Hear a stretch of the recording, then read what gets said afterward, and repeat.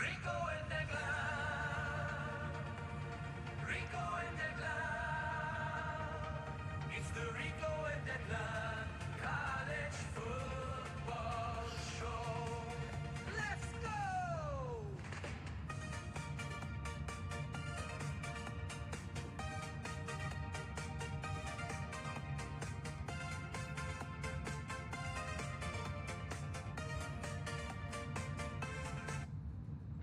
Howdy, folks, and welcome to episode 16 of the Rico and Declan College Football Show. Let me double check. It's episode 16. I've been off on my numbers here. It should be. Let's double check here on the channel, on YouTube. I should know how many episodes I've done. Let's see.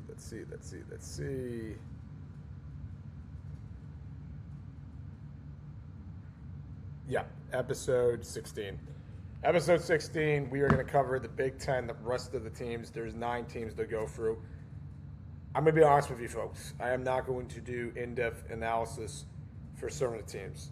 So, Maryland, for instance, Michigan State, Purdue. I looked at their roster last night. It is god-awful.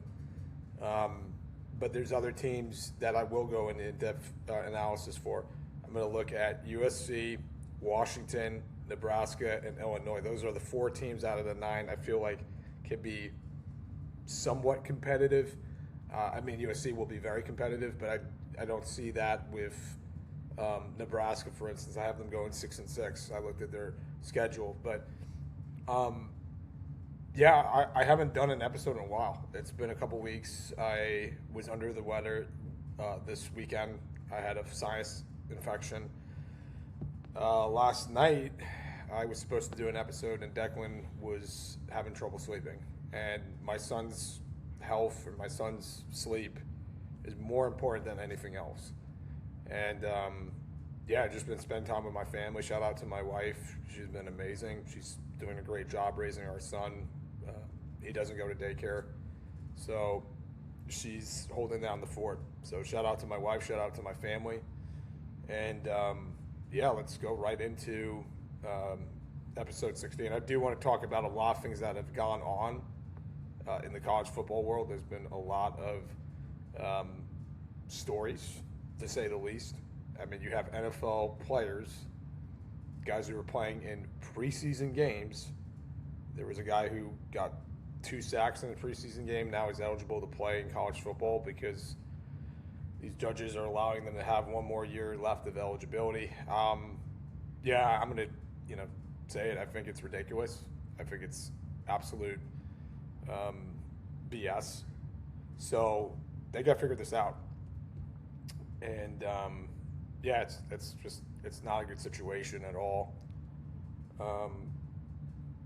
There's other stories. Miami had 2 players that got dismissed from the team. One guy, he was trying to get away from the cops, one of the running backs, Lyle. I think that's his name, Jordan Lyle. Am I right on that? Jordan Lyle. Yep, Jordan Lyle. He was dismissed from the team. And they had a wide receiver who was also dismissed. And that guy, it was because he broke team rules. Trying to think of who it was. Cam Vaughn, who was from West Virginia, my alma mater. And Cristobal had said betterment of the team. So he had been doing something stupid. Who knows? I don't know if you guys knew about this. The TCU safety also got dismissed. Let's look up that information.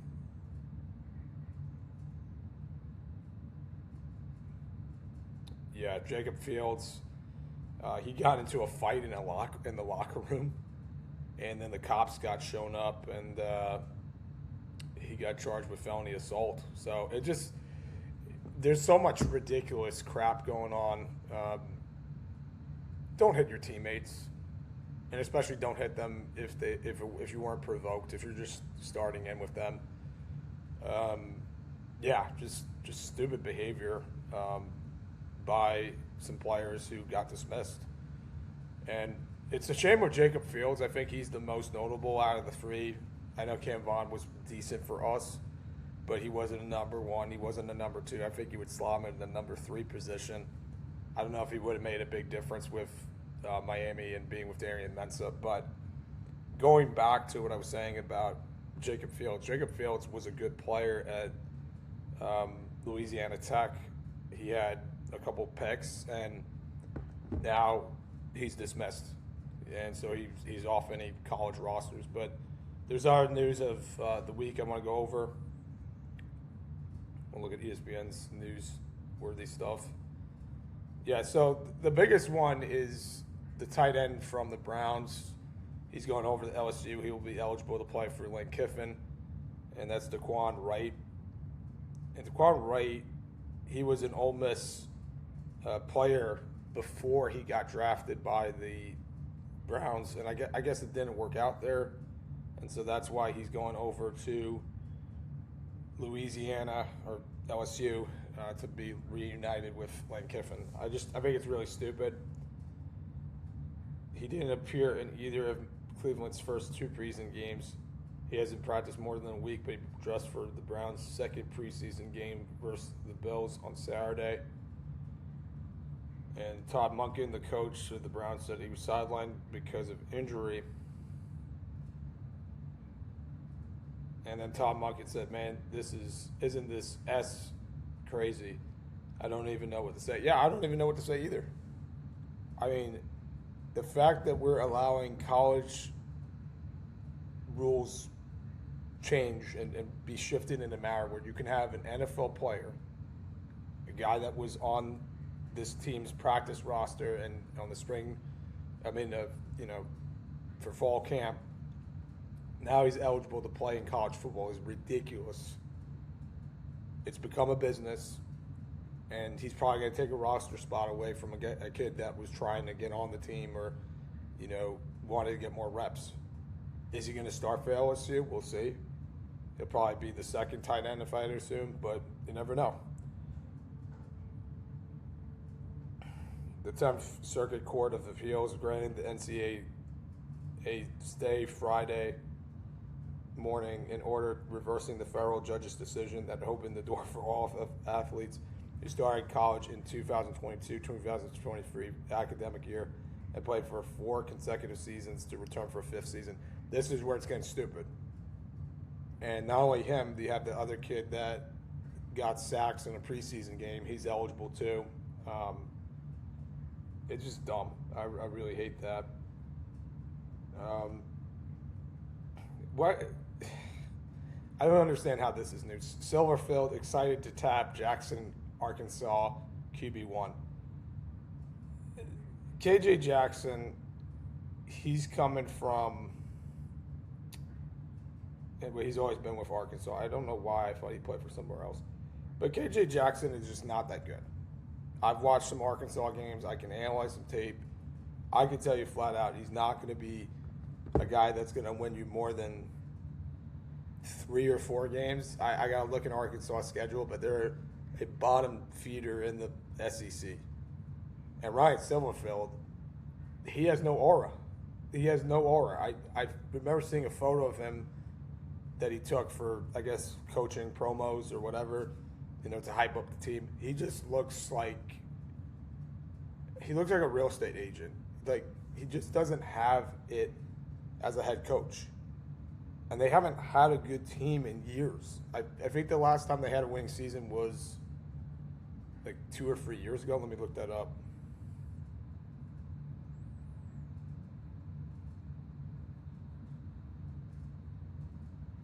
(2024) they went 7-6. They are an irrelevant team, irrelevant program. I feel like Arkansas is now more of a basketball school with Calipari. He's really built that team up.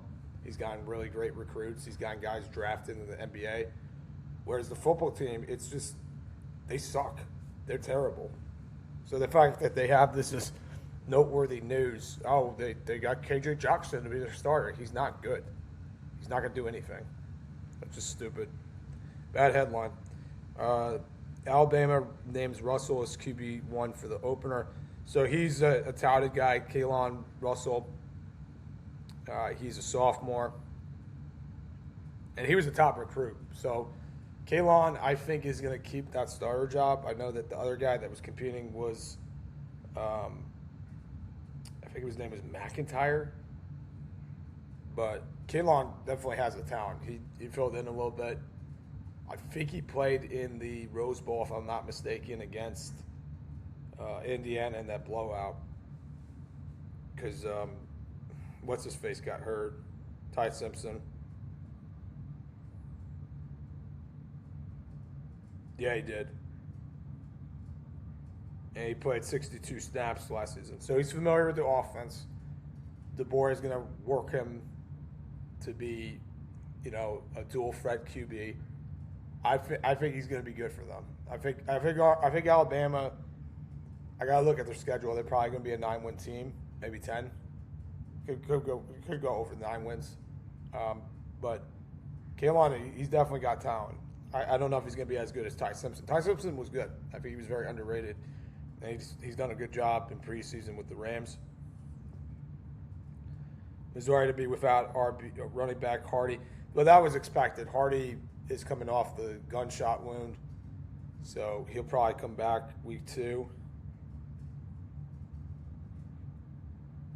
Clemson defensive tackle Burley suspended following arrest. I didn't even know about this. Vic Burley was suspended indefinitely when he was arrested on Saturday morning. Coach Dabo Swinney announced in a statement. He was charged with disorderly conduct. We are extremely disappointed by his actions and his decisions. Yeah, no kidding. And he was a guy that is going to his senior season. He really didn't play that much. He's a senior from Georgia, so I don't know. I don't know if he would have made much of a difference for the Tigers. Texas dismisses linebacker Smith for detrimental conduct. What is with all these players getting in trouble? It's like a freaking disease, man. Left and right. It's just spreading like wildfire. Every week there's one guy getting suspended and then another. That is crazy, man. Anthony Smith has been dismissed from the program for conduct detrimental to the team. Like, what did he do? I hate when they keep it very vague. Like, detrimental conduct. What exactly did this kid do? He had 2.5 sacks, 2 forced fumbles, and 3 interceptions. So he was a big loss on their defense. I don't know, man. I feel like Saban, he had a lot of guys that would act up, but he would give them like a second or for a chance. But maybe it's different with Texas and why am I blanking on the coach's name? Steve Sarkisian. Yeah, so Sark is like probably like maybe he gave this kid more chances than he deserved, and then all of a sudden it was just like, all right, dude, we're gonna cut you. So I don't know. I think there's just a lot of crap going on, and get me to week 0. Speaking of that, so tonight we're gonna review or preview the rest of the Big Ten teams. Tomorrow night we're gonna start to preview the SEC. We're gonna finish the SEC on either Wednesday or Thursday. I would probably say Thursday. I have a playoff game for men's league on Wednesday. Don't have a game on Thursday. I was supposed to have a game, but we lost it was basically a play-in game to get into the playoffs. We lost by 1 goal in a shootout. What are you going to do? But now we are eliminated, so I have more free time to do the podcast, which is actually good. So on Thursday, I'm going to preview week 0. I'm going to go through my picks and preview the games and see what I like and what I don't like.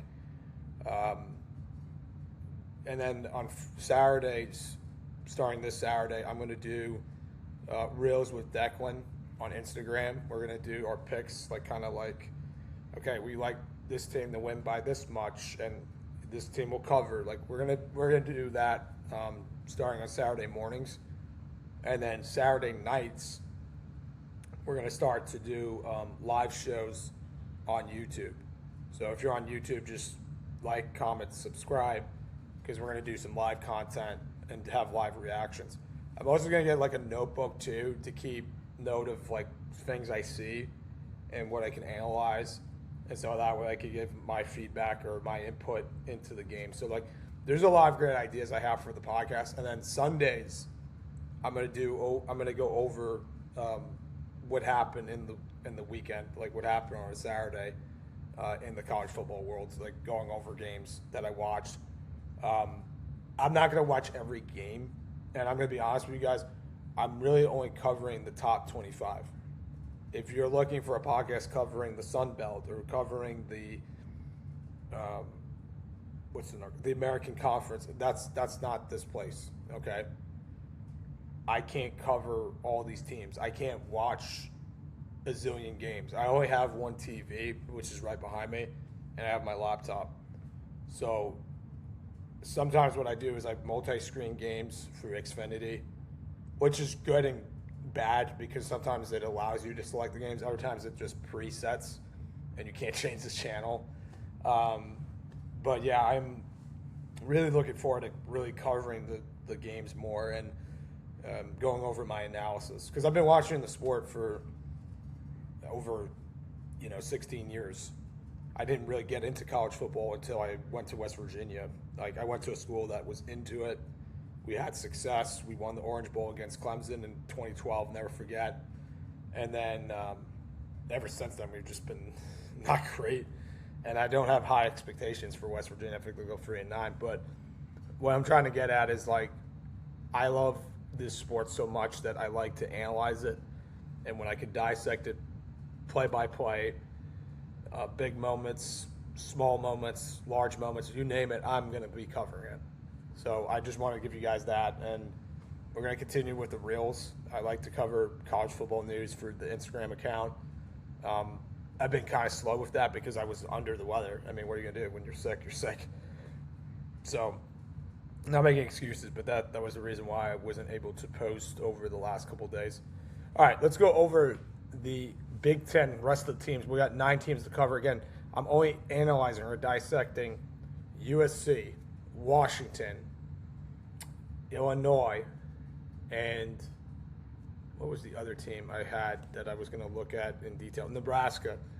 So those are the 4 teams. The rest of them, I'm going to just run through like what I like and I don't like, and I'll go over the win and loss record. I'm more so going to go over the schedules. Like Maryland, I'm not too high on. I know they got Malik Washington.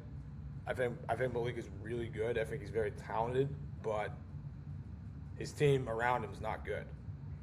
And the fact that you have that coach is he's still there. He's still going to be the head coach. I don't understand it at all. I think it's really stupid. Also, in some random news, UNC, they named who did they name as their I know his face, but I'm forgetting his name.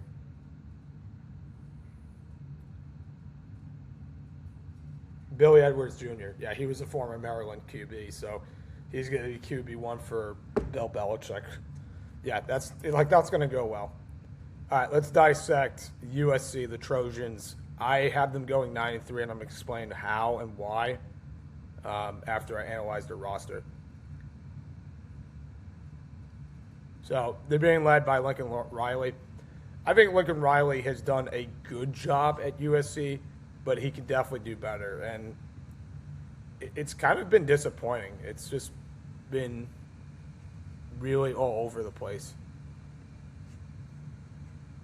And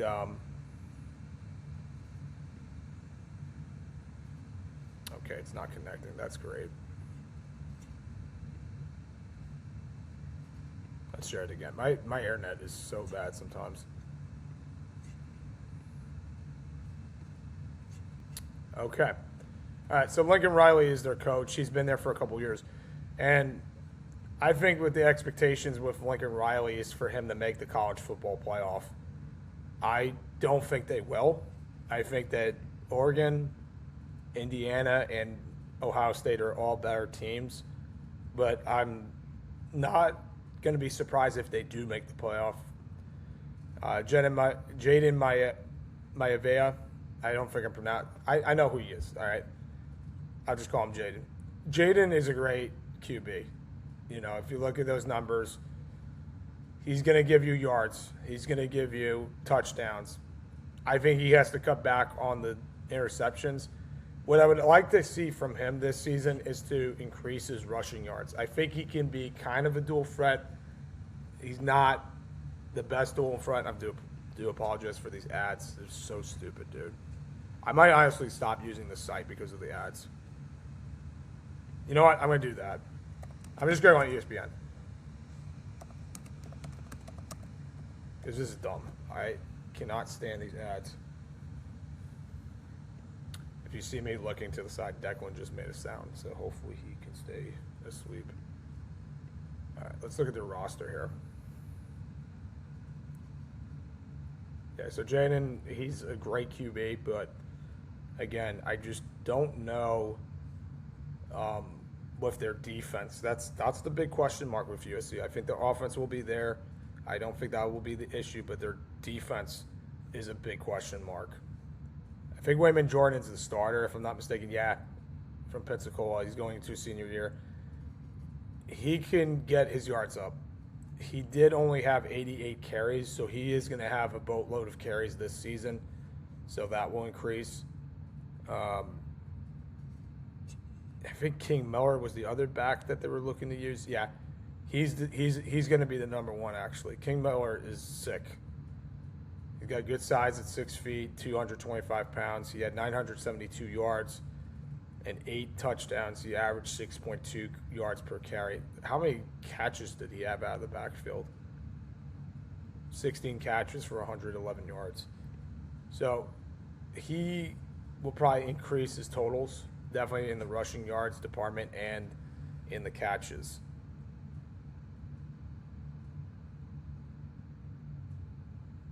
All right, let's look at the receivers.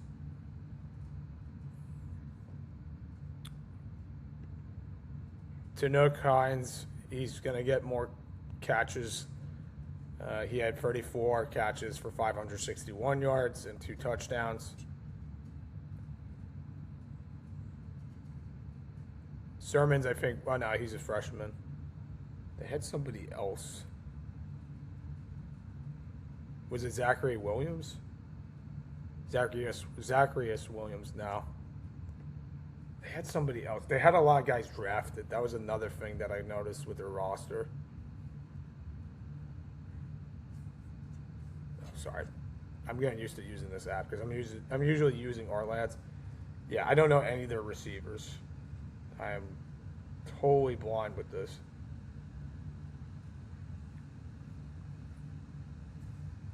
Maybe it was Romero Eisen. No, he's not one of them.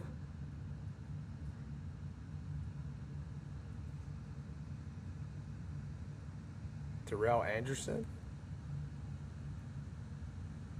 Yeah, he's good.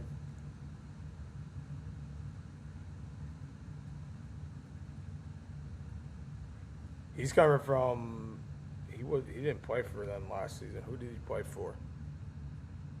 He played for NC State. So yeah, he'll be a great transfer for them. They start off the season with USC. I mean with Fresno State. Sorry for brain farting, guys. I am tired from work. I teach kids all day, so teaching wears me out. It's a fun job, but it's very exhausting. All right, let's look at their tight ends.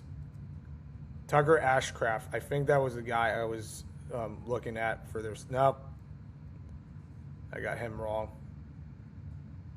He's probably a blocking tight end. They only had 2 catches. Walter Matthews. This guy never even played. 6'6", sophomore. Fisher Melton. Yeah, Fisher Melton was the guy. No, he's a freshman. Dude, I am so bad with these names. I am not good with this roster. I only saw them a handful of times, so don't blame me.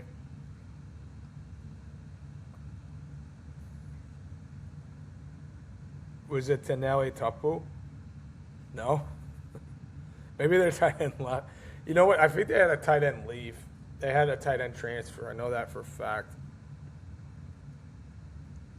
Carson Tabarachi.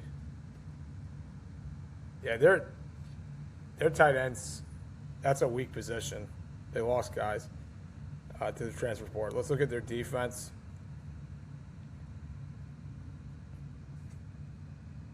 Ethan Brogham, nothing about him. Cameron Crawford, he's a junior defensive end, 5.5 sacks, 30 solo. Okay, so that's pretty good. Zariah Fisher, he had 2 sacks and 1 forced fumble. Yeah, their defense is solid. At least for the defensive ends, they are. I think Jaden Ramos played. No, he's a freshman. I do not know anybody on their defense. Braylon Shelby, he had 4.5 sacks. He's a senior, 6'5", 260. Yeah, so the defense looks okay. Defensive tackle, let's say Jordan Abarca. He's from UCLA. There's nothing about him. Jide Asperari, 3.5 sacks. Now they get to the QB. Brendan Chu, nothing about him. Jamal Jarrett, 6'5", 360. Guy is a truck. Jakeem Stewart, 1.5 sacks. Alex Van Sermon, 1.5 sacks. He's coming from Michigan State. You can tell from the jersey. Devin Bryant, he's coming from, I believe, from Washington. He had 44 solo tackles. Okay, that's decent. Roman Marchetti, nothing about him. He's probably a walk-on. Oh, this is so annoying. Elijah Newby, nothing really about him. Ryan O'Connell, he had 2 sacks, 17 tackles. So he's a senior. Tamir Robinson, 5 tackles, nothing really about him.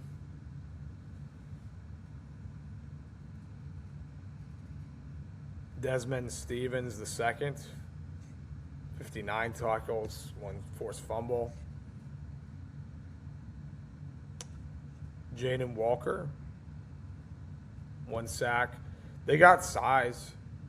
I will say that. A lot of guys 6'2", 6'3". Let's look at the corners. Prophet Brown. What a name, Prophet Brown. Nothing about him. Tristan Castro. Nothing about him. This is where they're weak. Their secondary does not look like they have anybody that stands out here. Alex Graham. I don't see any picks from this secondary. Jason Johnson. They have nobody on the secondary. Carrington Pierce,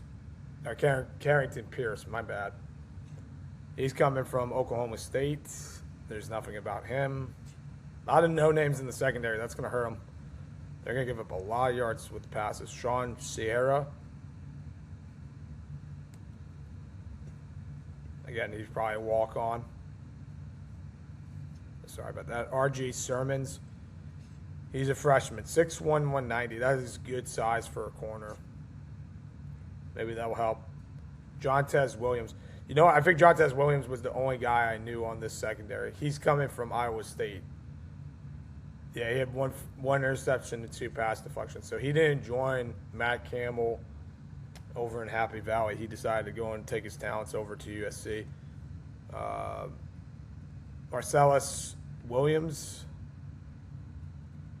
He had 4 pass deflections and no interceptions. So really the only guy that jumps out to me in their secondary is Jontez Williams.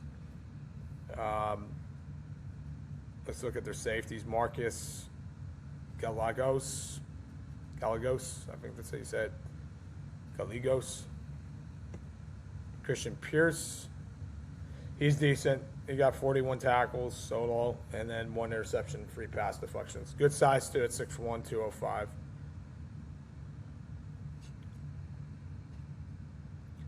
Kendarius Reddick, he had 4 tackles. Isaiah Rubin, 4 tackles, that was it. And Kennedy Urlacher, that's Brian Urlacher's son, 23 tackles, 1 interception, and 1 pass deflection. So their secondary, it's very weak. I think that's going to plague them. I think that the front 7, their defensive ends, their defensive tackles, that will help them. They'll get to the QB when they need to.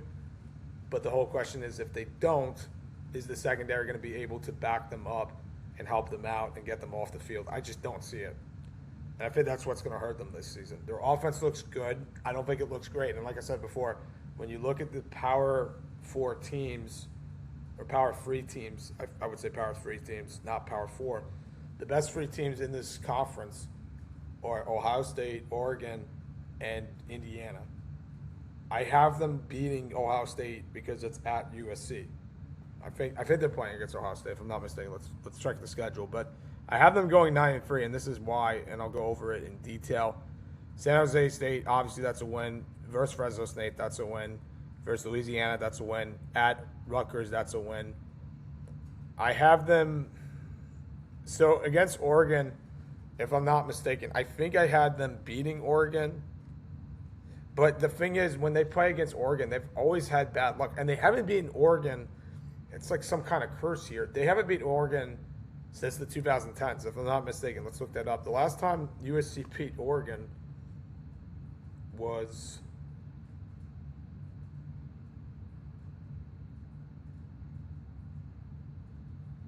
2016. It's been over a decade. Oregon's got their number, man. I'm trying to remember who I had them losing to. I think I had them losing against Oregon. So if I'm doing this correctly, 1, 2, 3, 4. So I have them at 4-1, losing to Oregon at home, beating Washington, so they're 5-1. I have them being at Penn State, 6-1. At Wisconsin, I have them beating. Versus Ohio State, I think I picked Ohio State to lose that game, but I'm going to go with Oregon. I'm going to go with Ohio State winning that game. At Indiana, losing that game. Beating Maryland and beating UCLA. So the 3 losses I have are against those 3 other teams. I think Indiana, Ohio State, and Oregon will beat USC. And that's the thing with Lincoln Riley. I think he's a great coach in some aspects. He was great with Oklahoma. But since he's been with USC, it's kind of like, what have you done for me lately? And again, unless if you beat Oregon and you climb over that hill, this is a 9-3 team. I think they could win 10 games. If they beat Oregon, hats off to them. I'll give them their praise. You saw my bad hair just now. But you get my point. Like, if you haven't been in a school in over a decade, they own you. They have dominated you. And I don't know. It's just, I think there's just bad mojo whenever they play against the Ducks. And I was watching that game last season. I had gotten into St. Augustine, and we were there for a family trip. I'm watching the game on my phone because I couldn't get the game on the TV because we were trying to get acclimated. We were trying to get the signal. Nothing was working. So I watched Oregon and USC on my phone, and I was just like, it was kind of a close game, but then Oregon pulled away at the end, especially in the second half. They just dominated them. Oregon definitely recruits better. They have a better defense than USC. And I think they have more talent on offense as well. And I think that's what is the biggest difference right now between the Trojans and the Ducks. The Ducks are a better team. And Dan Lanning, I think, do I think Dan Lanning's a better coach than Lincoln Riley? Yes and no.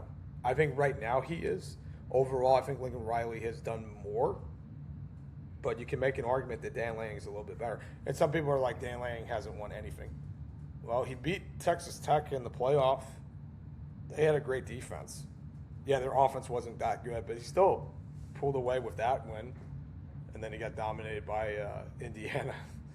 But still, I think Lanning's he's got a higher ceiling than Lincoln Riley. And I think Lincoln Riley with him, if they go 8-4, let's say for instance they lose against Penn State, they lose against Wisconsin, then he's going to be on the hot seat. I think Jaden is a great QB.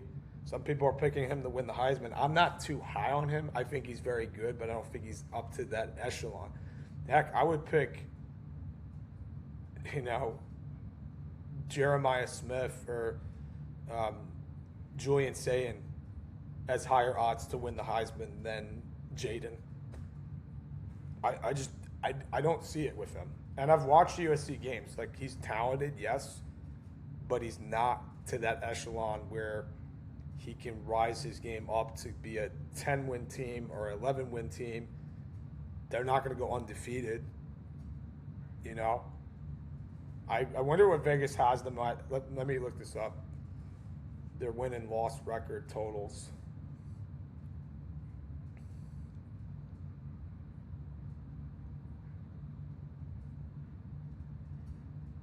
So they have them at 8.5 wins.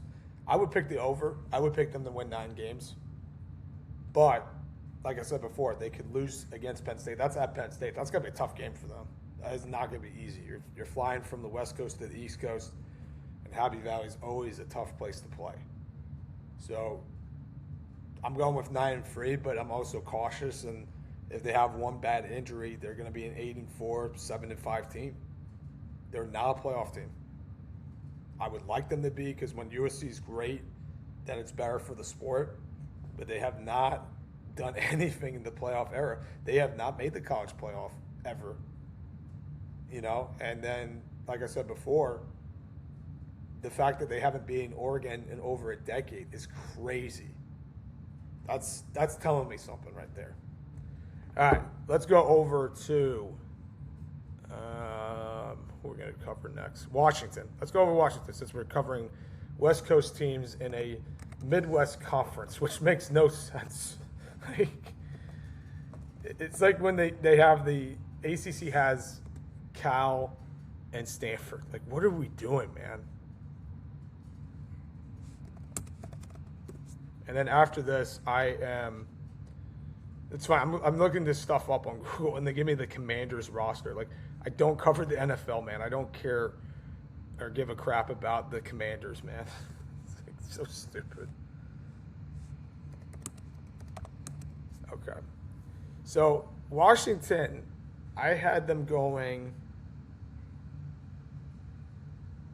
If I look at my phone, I got to look up my notes here. Washington, I had going 9-3, and I think they're going to surprise some people. I think Jed Fish is a really good coach, and I think he's going to win Coach of the Year, and I'll tell you why when I look at this roster. They have a lot of guys coming back. They have some changes, obviously, but I really like Jed Fish and what he's done with this program. I don't think they're a contender for a playoff spot, though.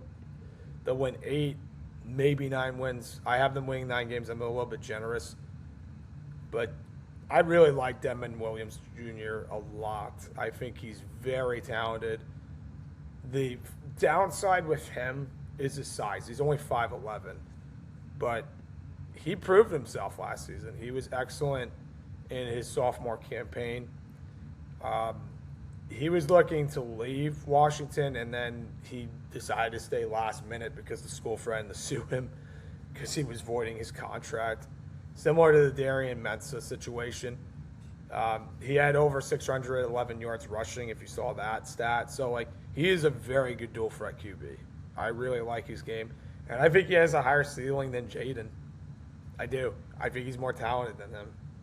Call me crazy, man. I'm really high on him. The running backs, they have. I think this guy's the starter. I might be wrong. No, he's a freshman. I don't know their roster at all, so just be patient with this.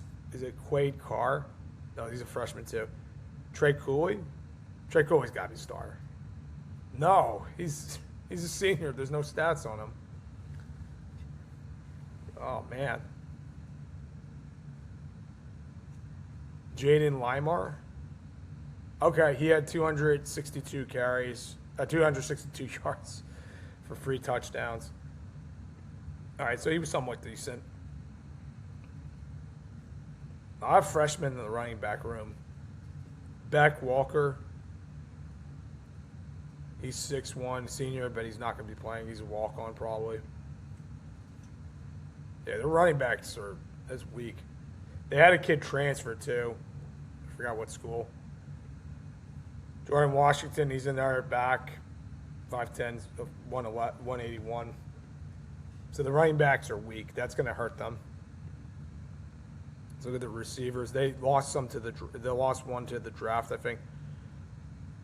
A lot of freshmen. Jace Burden. No stats. And I'm not going to analyze freshmen because they don't have their stats. Nope. This is ridiculous. Chris Lawson. Who's he? Nothing much about him. He'll probably get more reps as a sophomore. Bud Penn Miller. I think he's coming from Ohio State. He didn't play much for the Buckeyes.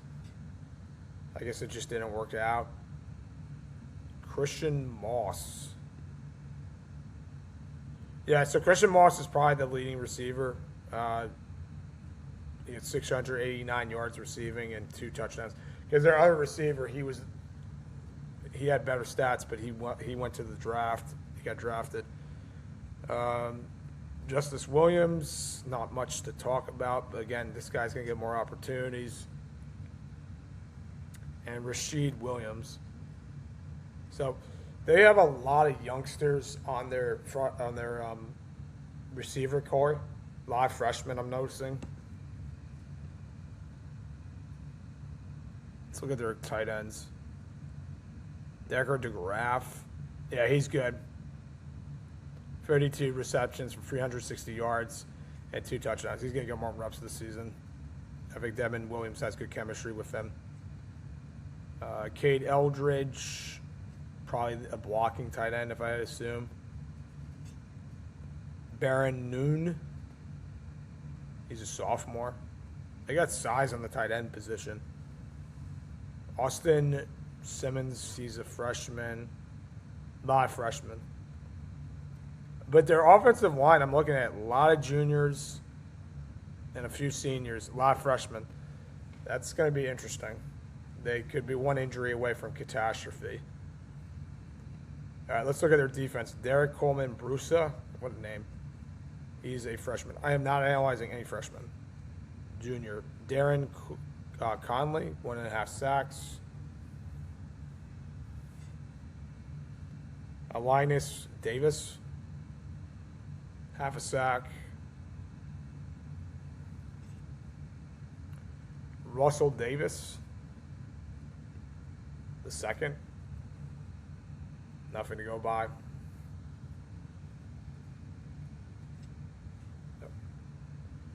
Ramzak Fernan. He's from Hawaii.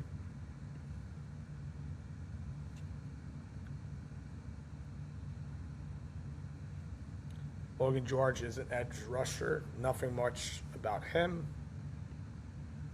Wish there was more to go by. Devin Hyde. There's really nothing to go by on their defensive stats. Omar Khan. Please tell me this guy has stats. He has no stats? What the heck?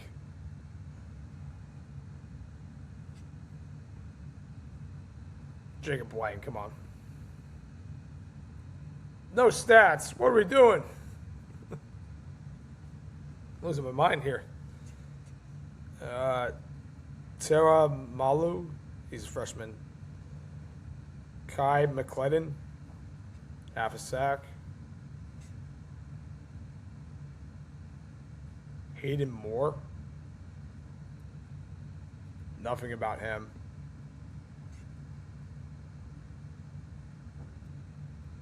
A lot of freshmen. I feel they have more freshmen on their defense than any other team I've seen. Isaiah Ward, nothing. These guys are practice squad guys, I guess. I don't know.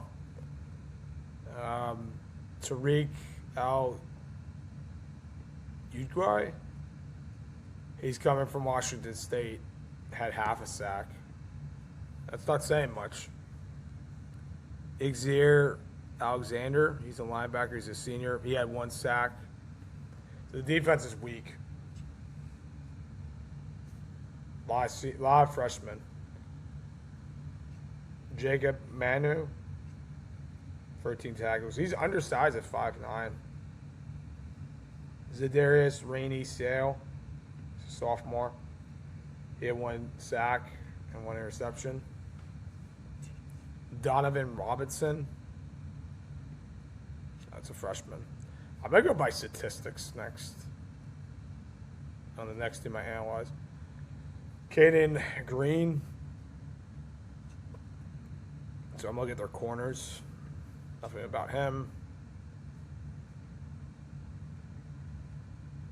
Kasani Giles. Oh, he's a freshman. Why am I analyzing freshman? Jerron Jones, he's a freshman. Elias Johnson. Yeah, they have a lot of no names on their defense. Emmanuel Carnley.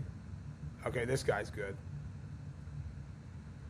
20 solo tackles, 1 interception, 8 pass deflections. So if he can increase on his interceptions, that's going to really help their secondary. Dylan Robinson, look at the size on this guy, 6'3", 210. He's going into his sophomore year. He had 1 forced fumble, he had 12 solo tackles and 1 pass deflection. If he can increase on his pass deflections and interceptions, look out. He's got good size, man. CJ Christian, safety, 40 tackles, 1 interception, 3 pass deflections. He's a senior. Rashawn Clark, he's a sophomore. 2 interceptions. So they got good safeties. That's a good group. Gavin Day, 6'3" safety. He's a freshman. Look out. Yeah, if a safety's 6'2" and above, like, that's a good size. Let's see this guy's stats. Decent. Okay. Alex McLaughlin. He's also look at his stats. This guy's a machine. 62 solo tackles, 2 interceptions, and 6 pass deflections. 6'2", 204. Look out. They got a good secondary. I like their secondary a lot. But the corners are a little bit weak, but the safeties, this is going to help them. Raheem Wright, the second. I think his dad played in the NFL, if I'm not mistaken. All right. Let's go over their schedule. I have them winning 9 games, and I'll tell you why.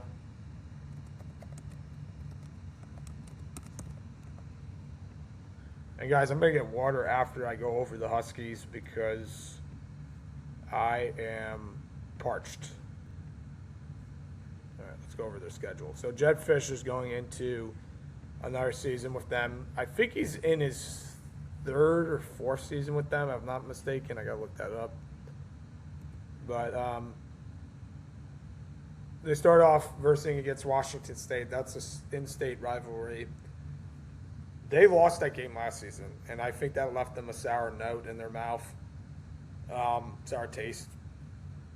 Whatever. But I think they get their revenge. They'll win that game.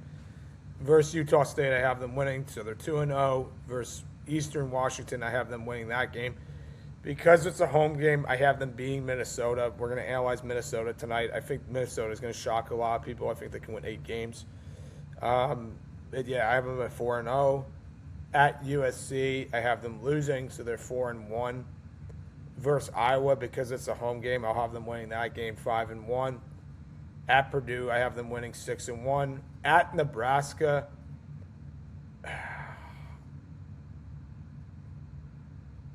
you know what? I'm going to pick them to win that game. I don't think Nebraska's for real. I think Matt Rule sucks, and I think he's overrated. 7-1. Versus Penn State winning 8-1. At Michigan State winning 9-1. And this is where they're going to lose their 2 games. Versus Indiana, their last 2. They lose against Indiana, and they lose against Oregon. I just don't think that Nebraska and Penn State are for real. I think Penn State, because they're playing at Washington, that's going to be a very difficult game for them. They're traveling from Happy Valley over to Washington, which is I think it's in Seattle or outside of Seattle, somewhere around there. But Nebraska, man, I have not been on their bandwagon for years. They haven't been relevant in years. And I don't think Matt Rule going over there was going to change anything. And I've been right. They haven't done anything. Dylan Raiola, he was supposed to be the saver. He was supposed to save the program. And what does he do? He's a bum. He's off the team. He's now the backup in Oregon. His career is pretty much in jeopardy. We'll see if he does anything with the Ducks. I doubt it. But they just, I don't know, man. They just have not been a relevant team. And then with Washington, man, like, there are some toss-up games, but there's some easy games. Like, could I see them losing at Michigan State? Maybe. But the Spartans are so bad. Like, they're one of the teams tonight that I'm not even going to look at their roster, and I can tell you right now, they will not win more than 3 games. Or 2. I think I'm going 2-10 if I'm not mistaken, yeah. But Jed Fish is a great coach. I really like their safeties. I think their safeties are going to really help out the defense. Their front 7 are okay. Corners are okay. But it all depends on Devin Williams. If Devin Williams plays like he did last season and a little bit better, they're a 9-3 team. They're going to shock some people. And that's why I have Jed Fish winning Coach of the Year. I think that they are going to surprise some teams.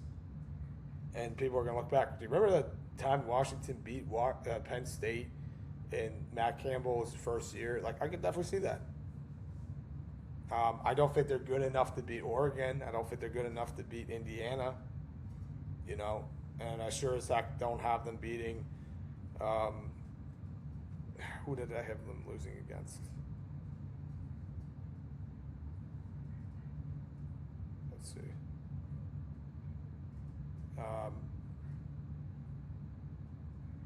USC.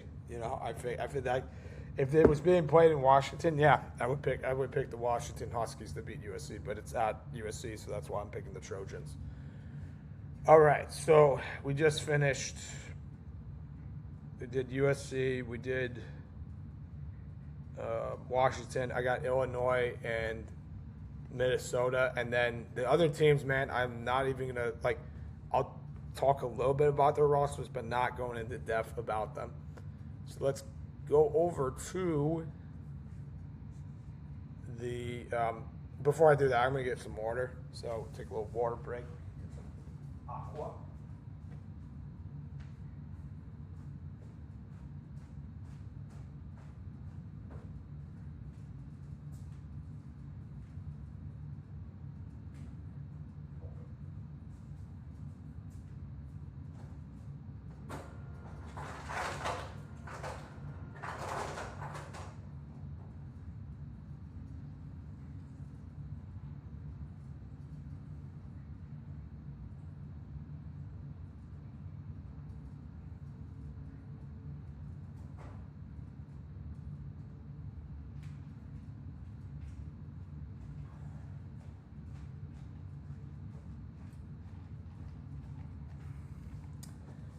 I am back. Okay, let's go over who we're going to go over next. So I went over USC and Washington. Let's go over Illinois. All right, so there's 3 teams I'm going to go into deep dives of. Illinois being led by Bo Perbula. I've always liked Bo Perbula. Or, wait, is that, no, that's the, oh my gosh, dude. That was a major brain fart. I got the QB, Bo Perbula, mixed up with their head coach is for Illinois. Oh my gosh, I'm exhausted. Brett Bielema. I got Bo Perbula mixed up with Brett Bielema. Yeah, Brett Bielema I've always liked. I think he's a great football coach. He's a great football mind. And Illinois, they weren't that good last season. I think they won. What was their record last season? I think they won 8 games.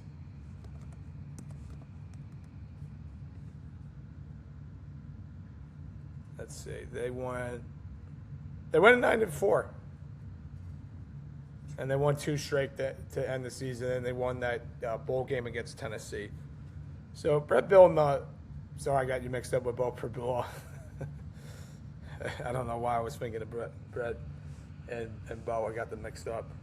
But he's done a great job with the finding an Illini. And Illinois used to be irrelevant, and now they're back on the scene. I think that they're definitely a bowl team. I think Vegas had them at the I still get their win and loss record.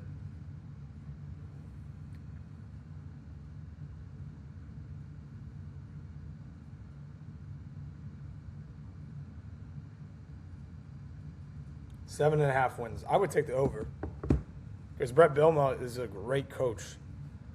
All right, so they're being led by Caden Hauser. He's the former coach. He's the former QB over at Eastern Carolina.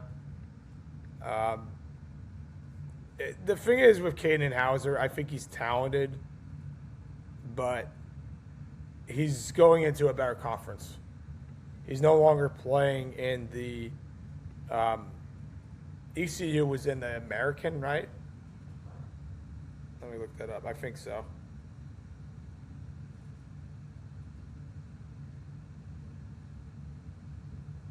Yeah, I said Eastern Carolina. I meant East Carolina University. So they're in the East Carolina. East Carolina is in the American, and he put up great numbers there. Hauser's a good QB, but I just don't think this is going to continue in the Big Ten. He's going to play in big boy football weather where it's going to be really cold some days. It's going to be really bad conditions, and he's going to struggle. I don't think he's going to keep it up with the same stats he had over in East Carolina. I just don't see it. And that's like I said before, the East Carolina Conference, which is the American, is so much better than the Big Ten. I know the Big Ten is so much better than the American. I am so off with my stats today. I'm so off with my names and getting things confused left and right. This is what happens when you don't do a podcast for a couple weeks. All right, they're running backs. Jordan Anderson, he played sparingly. He's a senior. He's built more like a fullback, 6'4", 240. All right. Not going to analyze any of the freshmen. Murphy Clement, I don't think he's going to get a lot of carries. Let's go to Corey Rashad. Nope, I was wrong. Nothing about Murphy. Okay, Lil Valentine. Yeah, Valentine is the guy that they're going to go to. Good stats. He will get better.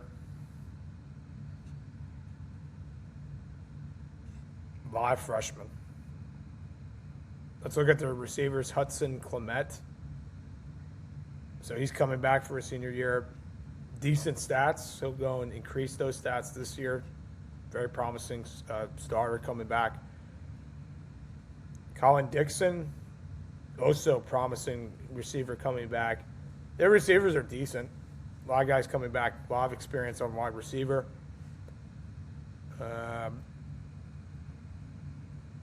Carson Kaiser. Nothing about him. Probably walk on. Eddie Casper. Eddie Casper did decent. You know, he's probably playing in the slot. 36 receptions for 322 yards and 1 touchdown. Decent numbers.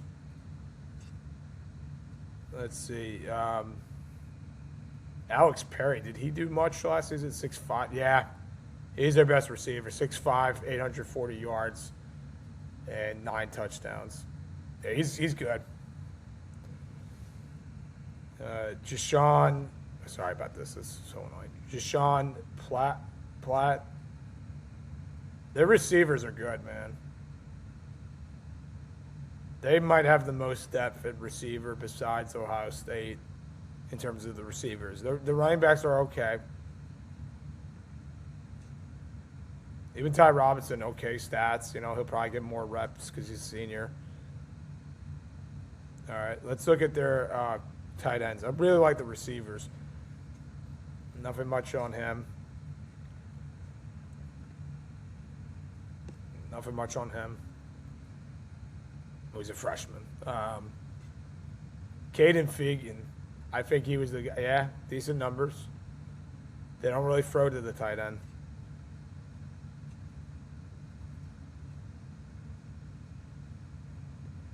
Maurice Smith, nothing much on him. Davin Stoffel, he's a junior.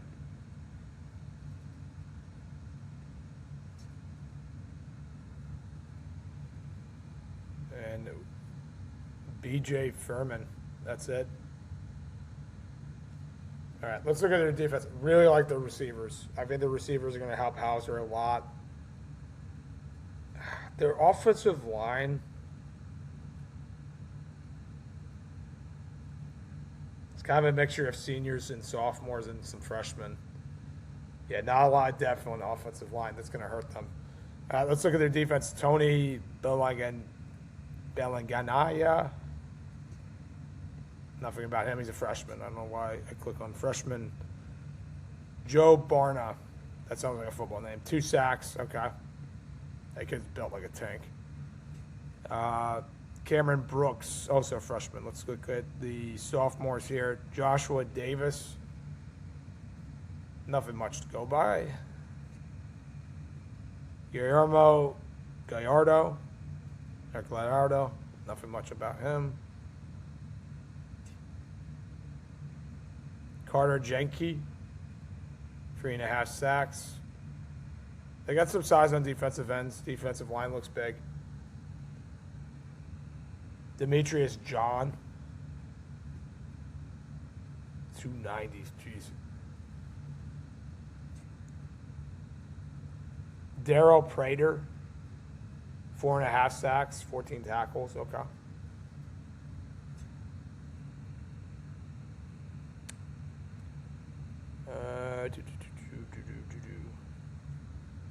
Deion Williams, he's going into sophomore year. Nope, nothing much about him. Yeah, they have some good defensive ends, but not a lot. Let's look at the linebackers. Daniel Brown.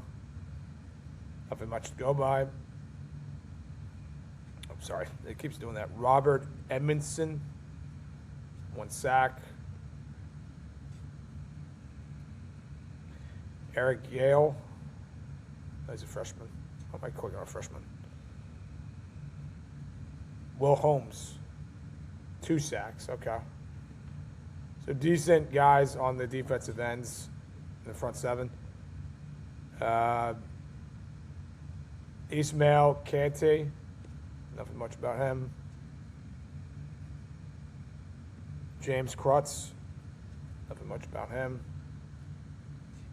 Mason Morangan. Nothing much about him. Carter Smith. Nothing much on him. A lot of freshmen on linebacker. Their linebackers are weak. And that could hurt your defense. Linebacker is one of the most important positions on defense. It's like they're the QBs on defense. They call out the plays. They can see things before they happen. Yeah, there's no Luke Kuechly on this team. Matthew Bailey. Okay, he has decent stats. 2 forced fumbles, 59 solo tackles. Good size, too, for a corner, 6'2", 225. Because, yeah, he's going to get drafted most likely. Juice Clark. Nothing much on him. Ben Clausen. Probably walk on. Caden Cobbs. That's the freshman. They get good size on their corners. A lot of freshmen, though. Deuce Fillmore. Yeah, this is where I have a little bit of question marks as their defense. But Brett Bilma can get the best out of a mediocre defense, which is looking like. Tanner Hakel. Okay.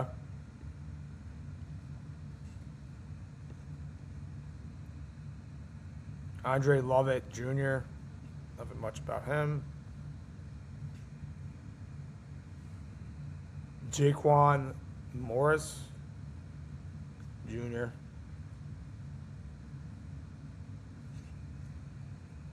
Xavier Scott. Yeah, so their corners are kind of weak. And it doesn't tell me who's the safety. That's why I'm like confused as his freshman. Sorry. Levon Williams. He has decent stats. A lot of tats. Xavier and Xania Scott, I think they're brothers. Yeah, let's look. Yeah, they look alike. Yeah, that's probably his younger brother. Yep, they're both from Riviera Beach. There you go. They're brothers. All right, I'm going to look at the schedule. I like their receivers, but the running back position is kind of weak. They don't really have a secondary. And the front seven is like, eh. But, again, it's Brett Bilma. And if Brett Bilma is the coach, you have endless possibilities what you can do with your defense. A lot of defensive backs, so I don't know who the safety is on that defense. Let's look at their schedule. So we're going to do deep dives of Minnesota next, and then Nebraska, and then everybody else. I'm going to just go over their win and loss records because I looked at these rosters, man, and like I said before, Maryland, all they got is Malik Washington, and then everything else sucks for them. I'm not high on them. Their coach is terrible. All right, so I had the Illinois Fighting Illini going 8-4, and let me go over why. I love Brett Bilma. I think Brett Bilma is one of the best coaches in this conference. He's had a lot of success, whether it be in Wisconsin or at Illinois. He didn't really have success in Arkansas, but that's because Arkansas sucks. All right, let's go over this win and loss record. So UAB, that's a win. Duke, that's a win. Southern Illinois, that's a win. There's 3 games to start off at home. That's a lot. And then they play against Ohio State. They're going to get rolled. Ohio State will win that game, so 3-1. Versus Purdue, that's a win. So now they're 4-1. At Michigan State, that's a win, 5-1. Versus Oregon, that's a loss, 5-2. At Maryland, that's a win, 6-2. Versus Nebraska, I think they win that game. They're 7-2. At UCLA, I think I picked them to lose that game, if I'm not mistaken. I think that's kind of like it's going to be a letdown game. I think it's a game that they should win, but they're going to lose. Versus Iowa, that's a win. And then at Northwestern, that's a win. So the games I have them losing are at UCLA versus Oregon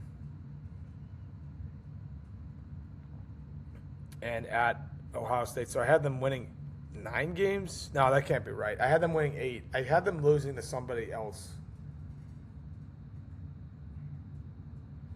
You know what? I think for whatever reason, I think they lose against Iowa. I think that's a game that they should win and they'll lose. Because Iowa's defense is good. I don't like their offense. Their offense is terrible, but I don't know if I remember correctly if I picked Illinois or Iowa to win that game when I was doing Iowa's predictions. But I don't think that is going to be a pretty game. I think that's going to be an ugly game, and I think Iowa's defense is going to pose problems for Hauser, and it's going to be a game, again, like I said before, that they should win, but they'll lose. So I have them losing against losing against Iowa and UCLA back-to-back, losing against Oregon, and losing against Ohio State. So 8-4, that is my win and loss record for them. I think that's realistic, and Vegas has their their win and loss over 7.5. So I think I would pick the over there. All right, let's go on to our next deep dive, Minnesota. I think Minnesota is going to be good. I like TJ Fleck a lot.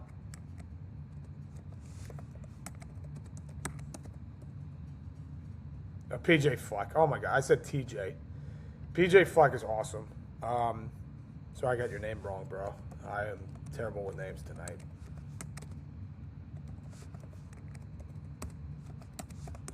So, Drake Lindsey is their QB, and I think Drake Lindsey is one of the better QBs of the Big Ten. What comes down to them is their defense. I got to look at their roster, but Drake Lindsey I know a lot about. He's coming back for his sophomore year. He did pretty good his freshman year, and I say he's a redshirt sophomore, I guess. But if you look at these stats, man, he had 2,382 yards, so that's going to go up 18 touchdowns and 6 interceptions. Rushing, that's something he's not good at. As you can see, he's minus 119. He got sacked a lot, so they need to cut down on the sacks. I think that's been a big issue with them. Let's look at their roster here besides him.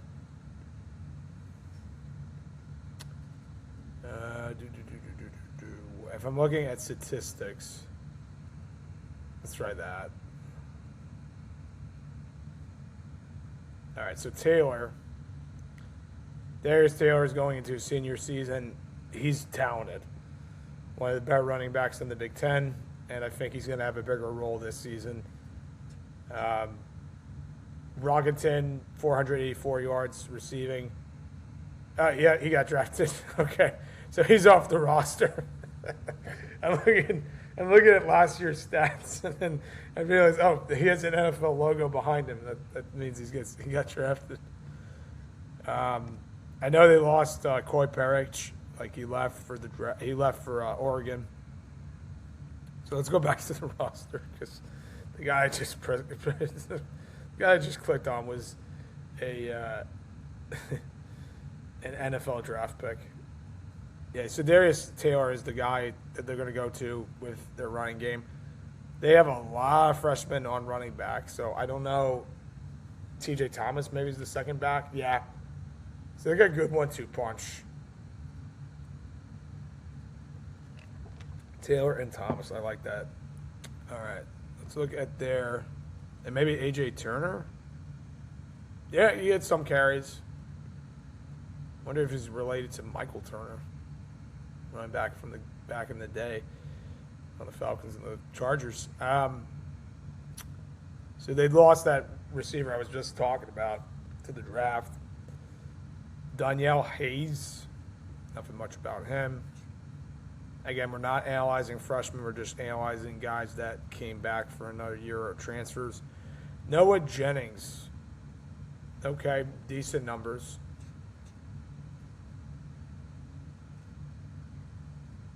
You got a kid from Naples.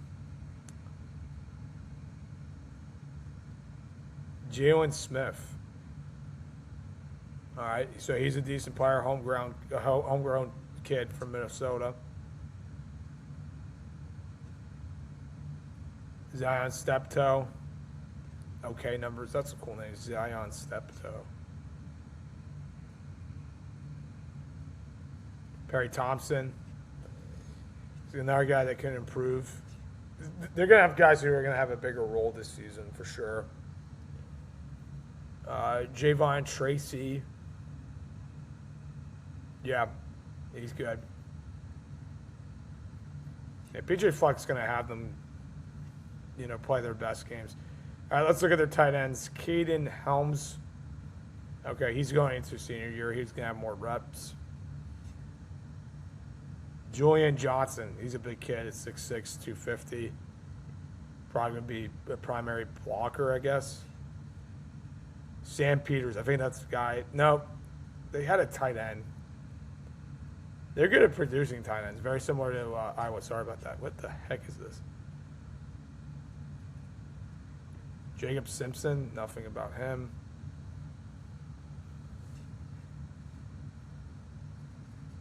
Pierce Walsh. Nothing really to go by on him.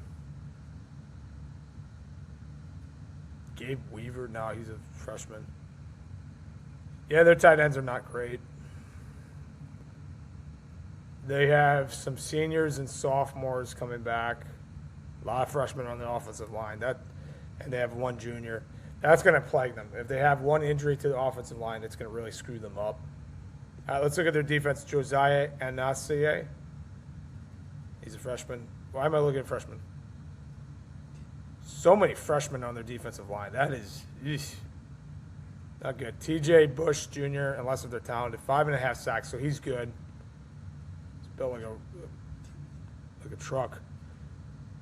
Zion Chapman, he's a junior. He had 2 sacks. So the defensive ends are decent. Sorry. Anthony Charles, he's also a freshman. Naquan Crowder, 1 sack, 1 forced fumble. Jalen Hicks, he's a sophomore. Nothing much about him.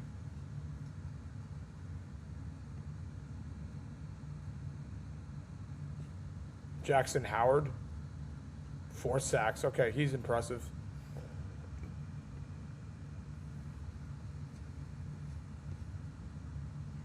Sid Kaba, 1/2 sack. Adam Kesaye. He's from Palm Bay. That's not too far away from me. Actually drove through Palm Bay this morning. Actually, no, it was Palm State. I know where Palm Bay is, though. It's like 2 hours north from here. Sam Macy. Nothing much to go by. 6'5", 250. Mo Amadou. Nothing much about him. Did 1 sack. Sorry. Farron Randall. He's a junior. Nothing much about him. Mo Saine. Nothing much about him. Anthony Smith. Yeah, okay, he's a beast. He's going to get drafted. 12.5 sacks, 21 solo tackles. Look out. Yeah, he's one of the better defenders in the Big Ten. He's a beast. Jaquan Stubbs, he's a freshman. Riley Sunram, also not a guy that's noteworthy. Maverick Baranowski. He's a transfer. He played at Freenet. He had 3 sacks. Let's see where he played at. Actually, no, he played at Minnesota his whole time. Yeah, he's a beast. He's a tackle machine. Guy could play in the NFL for sure. So we went over Maverick. He's probably the leader on this defense with Anthony Smith.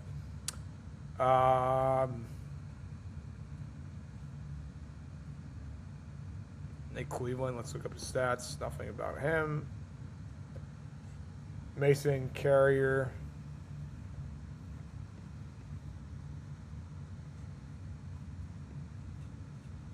Man, my overall was covered for an hour and a half. Wow, this is a crazy long podcast. Sorry, folks. I'm just trying to wrap up the Big Ten tonight, and then we'll do the SEC tomorrow, starting tomorrow. And I might do the rest on Wednesday. Yeah, I'll probably do the rest on Wednesday. That doesn't sound like a bad idea. Matt Kingsbury.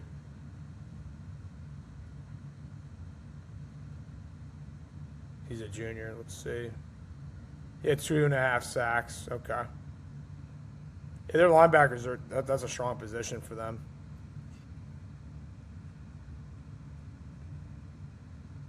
Andrew Marshall had 1 sack. They have a lot of sacks. Ethan Stendel. Nothing much about him. Kerry Brown, another guy from Naples. He had 2 sacks and 3 pass deflections. So the reason why I get excited if I see a player from Naples, a little context. I spent my summers and my springs in Naples, Florida. My parents had a condo over there, so we go there all the time. And I did that from, I say I was like 7 or 8 up until I was 19. So I went there for like 12 years straight. It was a lot of fun. And then recently went with my wife a few times, and then we don't go anymore because it's too much for the kid. But a lot of great memories, and it's a really fun place to visit. So if you've never been to Naples, Florida, I highly recommend it. Sorry, going on that tangent there. Aiden Gausby. Nothing much about him.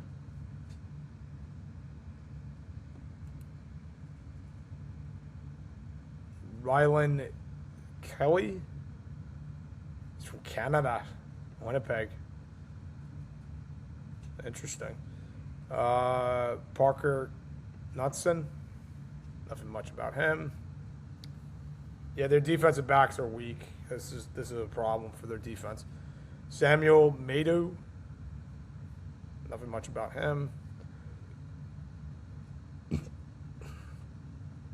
Garrison Monroe. 1 forced fumble. Okay. Zaire Reiner. Or Rayner. Nothing much about him. Again, it's not saying they have safeties or corners. They just say defensive backs. Mekhi Smith. Okay, he's good. So even though they lost Coy Perich, they have Mekhi Smith. So Mekhi Smith is very talented. He's got 4 interceptions, 3 pass deflections, and 1 forced fumbles. He's their leader on the secondary. And he's 6'2", 210. I'm assuming he's a safety, but he could be a corner. Aiden West. All right, okay, numbers. And the last but not least, Alicia West. Nothing much about him. All right. Let me look at their schedule. I like their linebackers, the safeties, and corners. I think that's a weak spot. Jake Lindsey's good. I don't think he's a bad QB, but I don't know if they win more than 8 games. I have them going 8-4. Or did I have them going 9-3? I gotta look again. I like PJ. I think PJ Fleck's a good coach. I had them going 9-3. I don't know. I might change that. Let me look at their schedule here. All right, versus Eastern Illinois. I think that's a win. Since it's a home game, I'm picking them to beat Mississippi State, man. I think that's going to be an interesting game.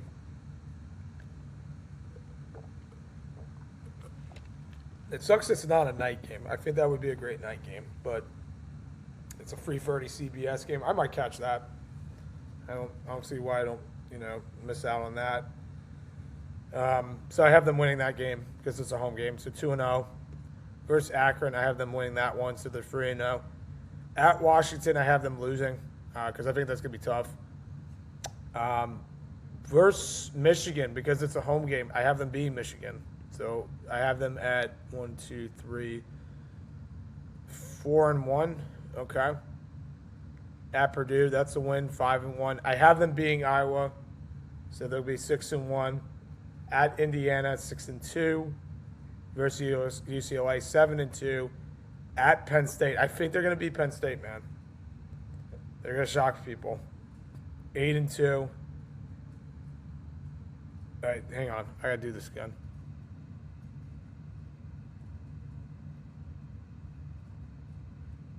I think I had them losing against Michigan. Let's see. I had them being let's see. I had them losing against Indiana.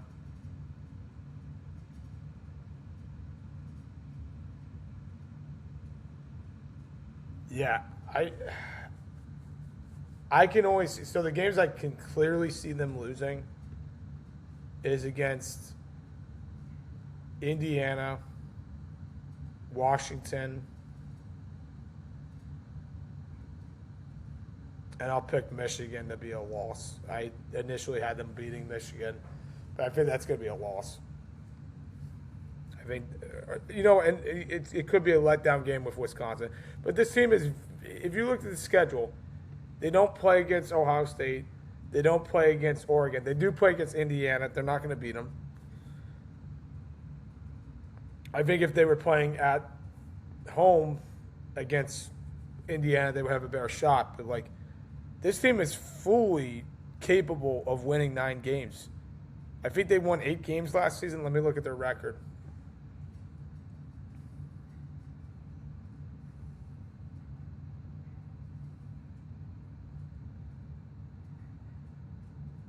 They were middle of the pack. They won 8-5.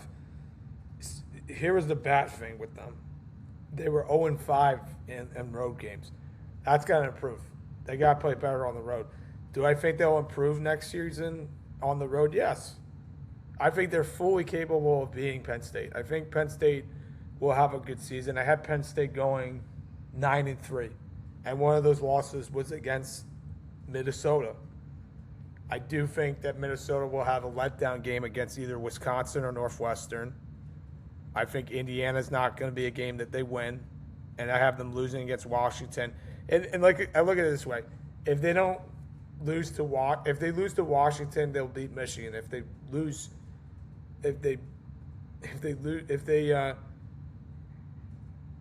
beat Washington, they could lose against Michigan.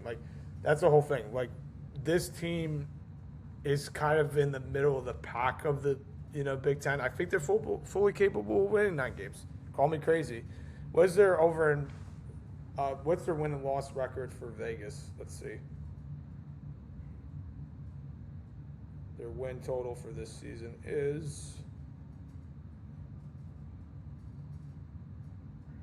6.5 wins. I think you should bet the over. Definitely. They're fully capable of winning at least 7 games on the schedule. I have them winning 9. I'm a little bit crazy, but there's some gimmies, man. They should beat Wisconsin. They should beat Northwestern. They should beat UCLA. Especially that's a home game too. UCLA's not going to be ready for that. Purdue's a walk in the park. They got some cupcake games, man. All right, last team I'm doing a deep dive with is Nebraska, because I am just going to crap on Matt Rule. I think he's overrated as heck.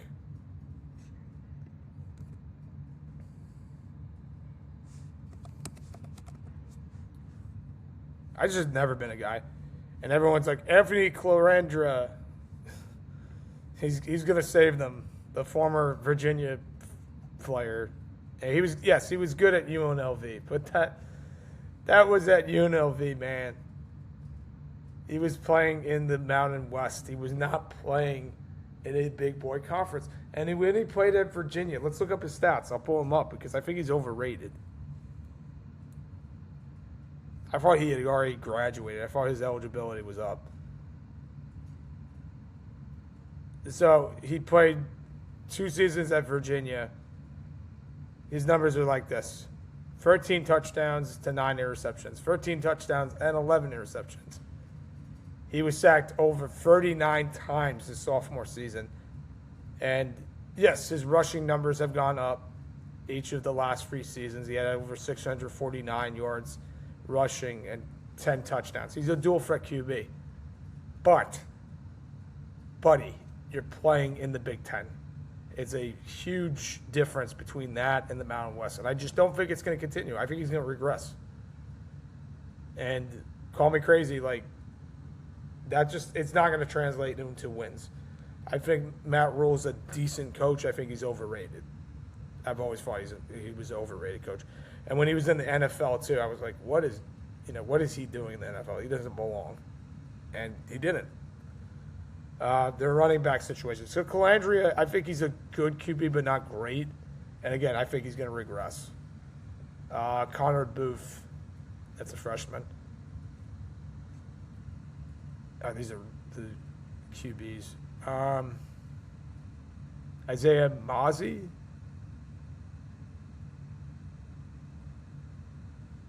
Kinwitson Ives. Okay, so he'll get more reps. Good size at 6'3".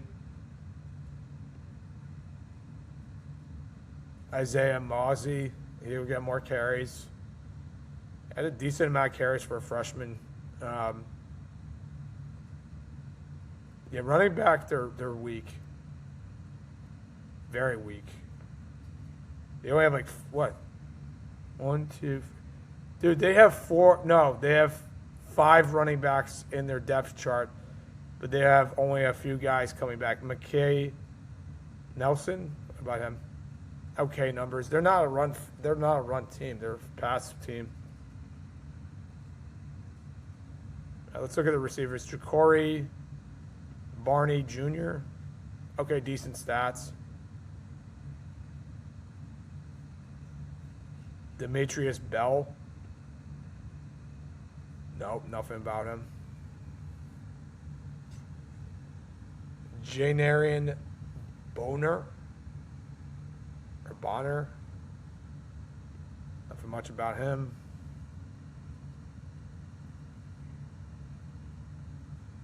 Oh, what the heck, man? Quinn Clark, he's got good size. He didn't play much as a freshman. Kawazi Kilmer. Okay, he's decent. Kilmer's a good player. I'm sorry.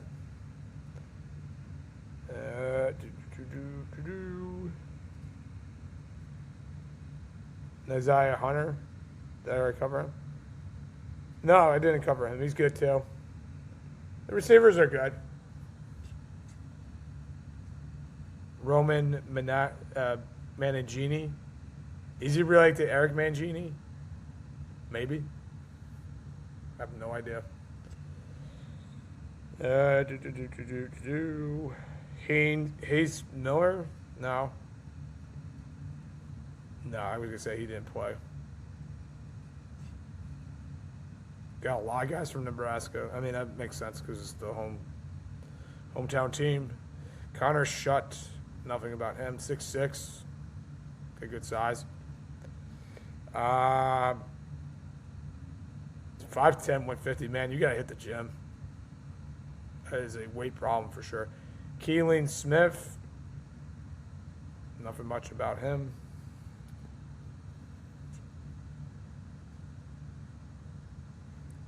Luke Lindenmeyer, he's decent. One of the better tight ends in the Big Ten, Lindenmeyer. I wonder if Carter Nelson played at all. Played okay, but yeah, it's Lindenmeyer's job. The running backs are weak. I think they have a good offensive. Their offensive line, they have some guys returning. Not as many freshmen as some other teams. They got some juniors coming back, some seniors. Let's look at their defense. Connor Conley, he's edge. Nothing about him. Ethan Duda. Wonder if he's related to Lucas Duda, more of a Met.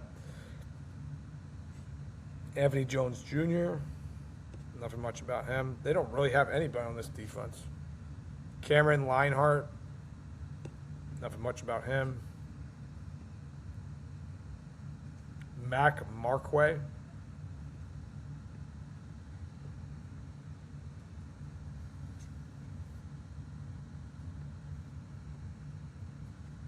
Williams Norane.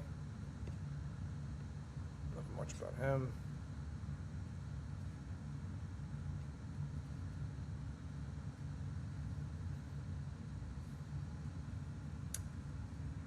A lot of sophomores. Their defense is weak. Markway.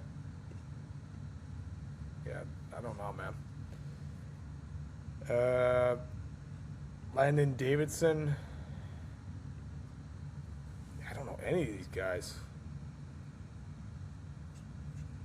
David Hofkin from Germany. Nothing much about him. Sua Lavado. Nothing much about him. Gabe Moore. Nope, nothing much about him. Dylan Parrott. And Perrott. Not how I say it.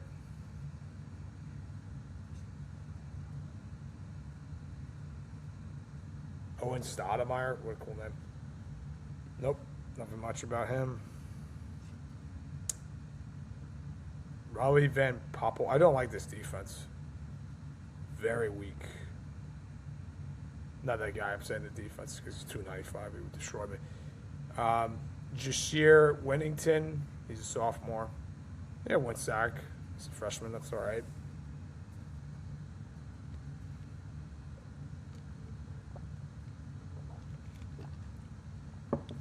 Man. I can't really find any stats here. Dexter Foster. 14 tackles. Nothing much about him. Owen Chambliss. He had 4 sacks. Okay, so they have one guy. That's it. That's not really saying much, man. Dawson Merritt. Nothing much about him.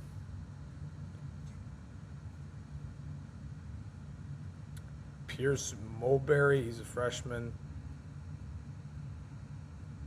Gage Stanger. Yeah, I've got to kind of skim through this, man. Their defense is not good. Mario Buford. This defense is bad. Jeremiah Charles.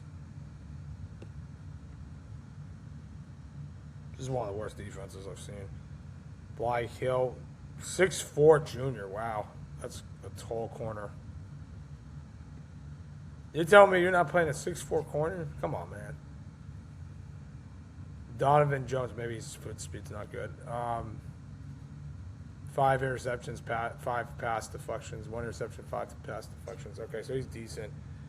Andrew Marshall, 1 interception. This is a weak secondary.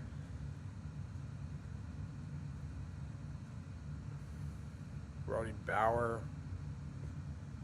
Jameer Khan. Nothing much about him. I'm going to just skim through this. Dwayne yeah, we'll look at the juniors. Okay, he had 4 interceptions. He'll probably play in the pros. Dwayne McDougal III. Jayshon Shiggs. Justin Rhett. Nothing much on him. And then last but not least, it's a freshman. All right, so Dwayne McDougal III is probably their best defender when I look at their stats. Let's look at their schedule, and then I'm going to skim through the other teams. I really don't like their defense. It's weak. I have them going 6-6, I think. I don't think they're that good. All right, let's look at what I have them predicted at. Yeah, I have them 6-6. I'll tell you why. Their beginning of the schedule is pretty easy.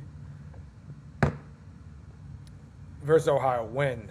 Versus Bowling Green, win. Against North Dakota. These are 3 cupcake games at home. They should win all of them. 3-0. At Michigan State, 4-0. Michigan State sucks. Versus Maryland, win. So 1, 2, 3, 4, 5.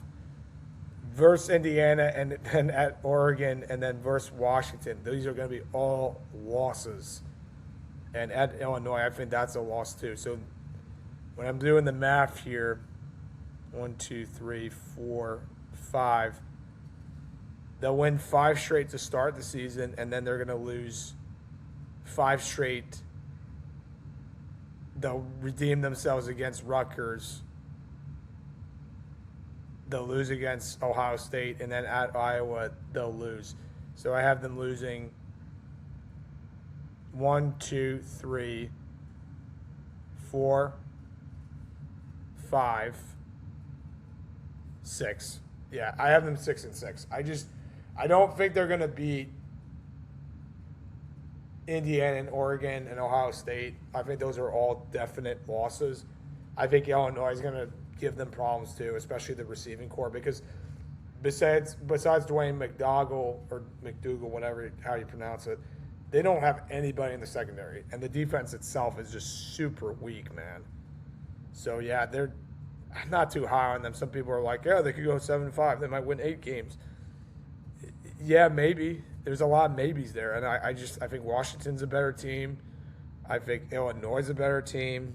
I think Iowa, yeah, they have offensive issues, but last game at their stadium, it could be Kirk Ferentz's last game ever as a head coach because he could retire after the season. We'll see.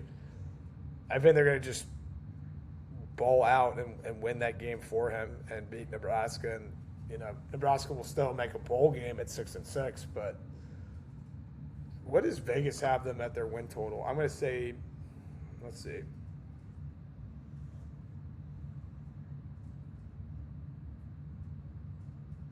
Six and a half wins. I think that's pretty even. I think that's pretty fair. I would bet the under. There could be a lot of problems with this team. And, excuse me, if Anthony Colandrea gets hurt, they don't have a backup QB. And then their running back situation is abysmal. They have no running backs. They have no defense besides the safety that I just mentioned. And I think Matt Rule is I think he's overrated. I've never liked him. I've never thought he was a good coach. I think he's had good teams, and the talent on those teams outweighed his performance as a coach. I think the teams carried him. I don't think he outcoached other teams. And maybe I'm a Matt Rule hater, but it's like he hasn't done anything there. And like I said before, Dylan Raiola, he was supposed to be this prophet. He was supposed to save Nebraska football. Look what happened. He didn't work out, and now he's at Oregon. So I don't think they're a good team. I think this franchise or this school is on a downward spiral, and they haven't been relevant since the Ndamukong Suh. Like, they haven't been good for years. All right. I'm going to go over these next teams just by going over their schedule, because I looked at these rosters, man, and it's not even worth going over because they're so freaking bad. So, yeah, 6-6 for Nebraska. I think that's fair enough. Let's go over Rutgers. I mean, Greg Schiano's the coach. They're a joke. I have them going 5-7. I think I'm being generous. Let's see what Vegas has as the win total. 4.5. Okay, I have them going over 4.5. That's what I'm saying. Like, when you have all these bad teams, man, it's not even like worthwhile to check out their rosters and like analyze them and go over them in the podcast. They're not good. I don't know what they were thinking when they hired Schiano. I think they thought, oh, maybe we could go return back to the glory years. No, Schiano is so outdated, man.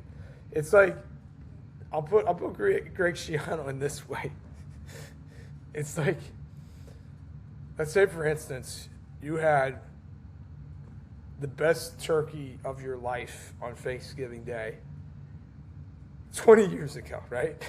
And then you decide, let me pull out the same turkey from 20 years ago and see if it still tastes good. No, it's going to taste like crap. It's going to be awful. You're going to get food poisoning and you're going to die. That is what's going on with Rutgers football, folks. It's outdated turkey. It's like, let's go back into the past and see how that works. I know it's a horrible analogy. I don't think it makes sense to you, but like that's how I look at Rutgers football. They're so outdated.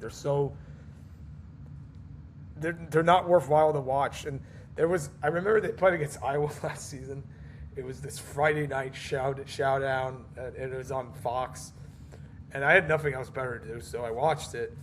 And the Rutgers fans were going crazy. It was their blackout Friday game. And what do? They crapped the bed. They were terrible against Iowa. Iowa embarrassed them. I think Iowa scored let me look that up. I think they scored 49 points on them. So to say that Greg Schiano is relevant, they're not. They have been so irrelevant for years. Let's see that score. No, I was wrong. They lost 38-28.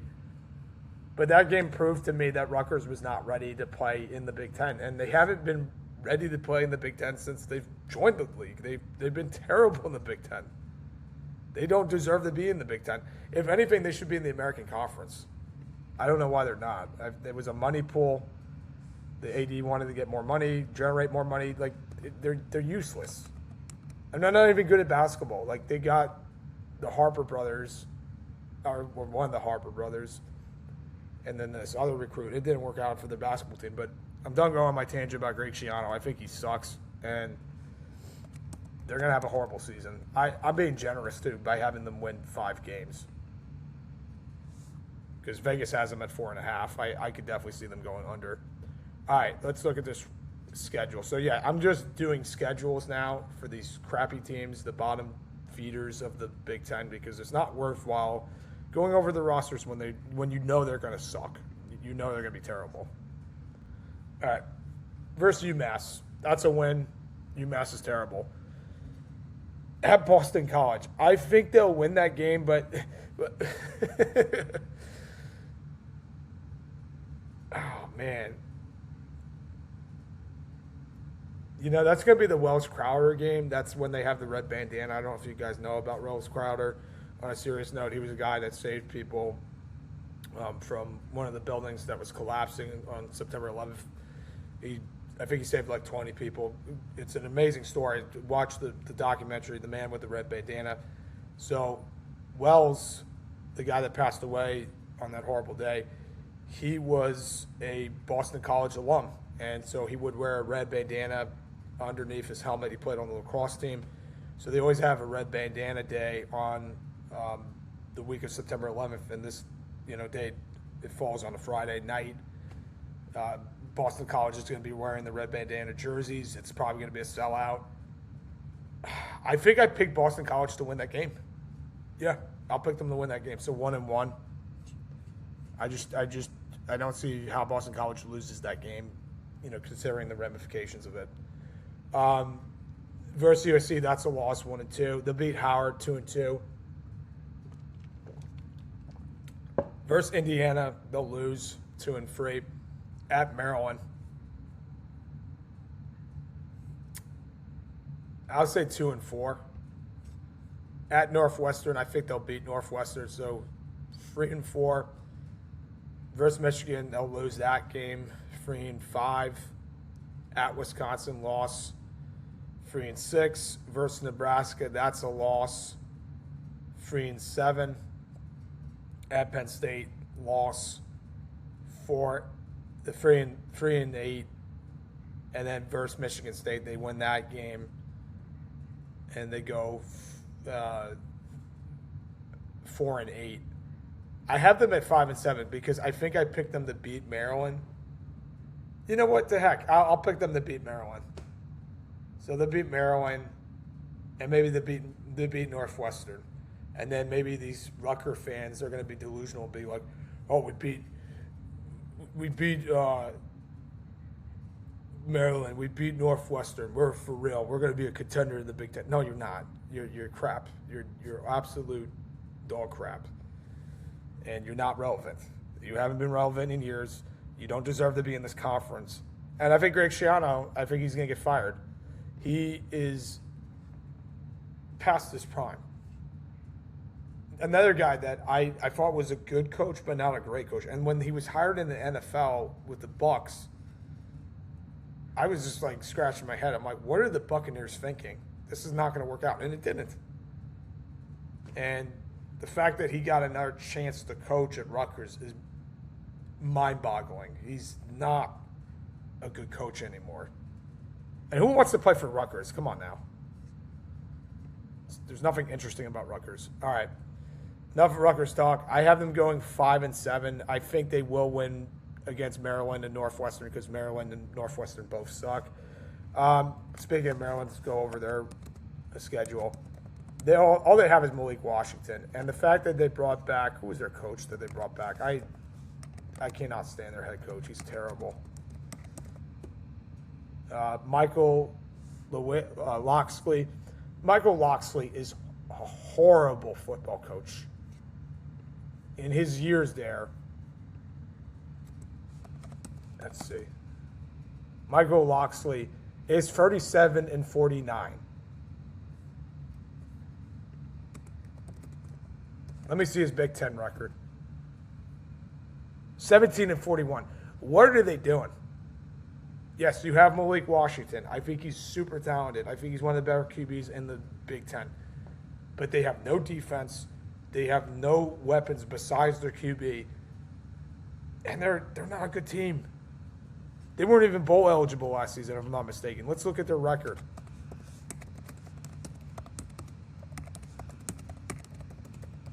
So bad, dude. Michael Locksley's awful. 4-8. They were 1-8 in the Big Ten. They're a joke. I think they're a bigger joke than Rutgers, honestly. That's the battle of the crappy teams when they play against each other. And I picked Rutgers because I think Maryland's terrible. All right, let's look at their schedule. How many more teams do I have left? This is where I get annoyed. Like, I get like really amped up with the good teams, and then with the bad teams, I'm like, oh God, I gotta go and analyze this team. Yeah, but I'm a realist, man. I'll keep it real. Like, these bottom feeders are terrible. All right, so I got Maryland next, and then after this team, I got Purdue and Michigan State. Oh man. All right, battle of the suck. All right, versus Hampton, that's a win. At UConn, that's a loss. I think UConn is not great either, but I think they're going to lose against them. Versus Virginia Tech, that's a loss, 1-2. Versus UCLA, I think UCLA has a better roster than them. That's a loss, so chalk it up. I know it's a home game. I know UCLA has to travel on the road to the East Coast, but there's no culture with the football team. Fans don't care. And like I said before, the fact that Locksley got another chance is so stupid. So they're going to be 1-3. Yeah, I'm right. At Nebraska, I think they'll lose that game too, 1-4. At Ohio State, they'll get killed. So that's a loss. Versus Rutgers, I have them losing that game too. Versus Illinois, I have them losing that game. At Purdue, that game I see them winning. All right, I'll give them that win because Purdue is so bad. Like, I looked at their roster, I glanced at it, I looked at it for like 1 minute. I'm like, this team they could go 0-12. They're so bad. Yeah, so I have them losing against Wisconsin, USC, and Penn State. So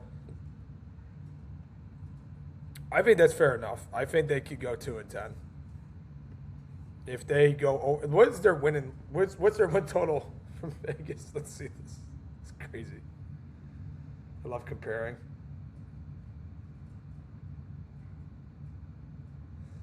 Let's see this. This is fun. 4.5. That's being generous, man. Pick the under. They are going to definitely fire Locksley mid-season. They're going to collapse. They're not going to play for him either. They were 1-8 in the Big Ten, and he's 17-40 something in the Big Ten record since he's been there. It's like, come on, what are they doing? That's how you know this team is not serious. Oh, let's give Locksley another year. That's not going to solve anything. He's awful. He's a terrible coach. All right, next up we got Purdue. Almost done, folks. Purdue and then Michigan State. Purdue, I think, is the worst team in this conference. And their coach is Barry Odom. Is that right? Barry or Ryan Odom? No, it's Barry Odom. He was doing great with UNLV, and then he left.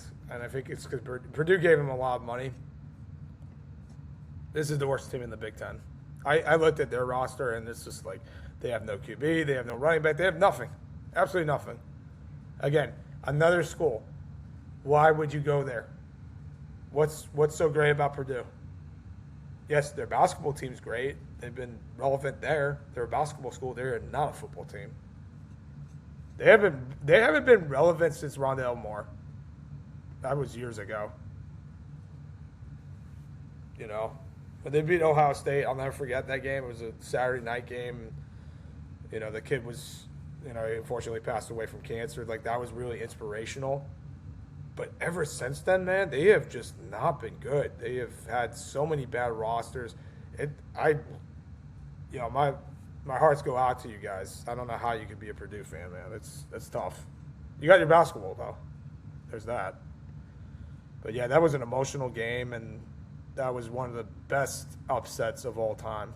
And I love Ohio State, but it was pretty cool seeing them lose that game and Purdue winning it for that kid. All right, let's go over the win and loss record. They're going to be terrible. Indiana State, they'll win that game. Versus Wake Forest, loss. At UCLA, loss. Versus Notre Dame, loss. At Illinois, loss. Versus Minnesota, loss. Versus Washington, loss. At Penn State, loss. Versus Maryland, I picked Maryland to win that game. At Iowa, loss. Wisconsin, loss. And at Indiana, loss. I had them going 2-10, but honestly, they could go 1-11. They can go, by judging their roster, they could go easily 0-12. I wouldn't be shocked if Indiana State pulls off the upset and it shows up in the headlines. Indiana State beats Purdue. That's not relevant, but like they're just that bad.